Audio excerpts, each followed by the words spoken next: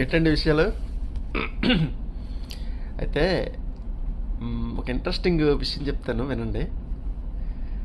మన ఇరాన్లో ఆయతుల్లా Ali Khamenei చనిపోయినప్పుడు మన దేశంలో అంటుకునే చూసారా బర్ణాలు?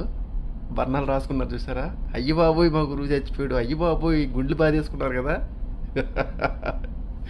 ఇప్పుడు ఏం జరిగిందంటే వివేకానందుడు వివేకానందుడు ఉన్నారు కదా, మన పెద్ద ఆయన భారతదేశాన్ని ప్రపంచ పూజగది అని సంబోధించారు. అది ఎందుకు అనేది ప్రతిసారి నిరూపితం అవుతూనే ఉంది. కానీ ఇక్కడ ఉన్న మన సోకాల్డ్ లిబరాండూస్ అండ్ లెఫ్టిస్ట్ సోకాల్డ్ వాళ్ళు ఇంకెందుకు మనం వాళ్ళని ఇబ్బంది పెట్టడం, కానీ గుండ్లు బాదుకున్నారు కదా.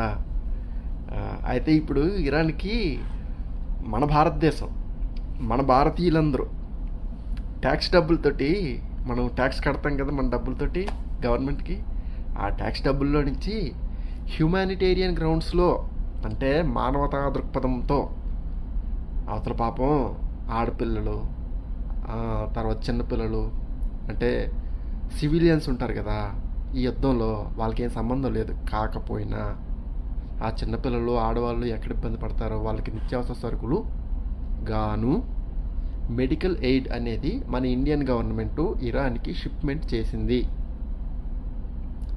రీసెంట్గానే షిప్ అక్కడికి వెళ్ళింది.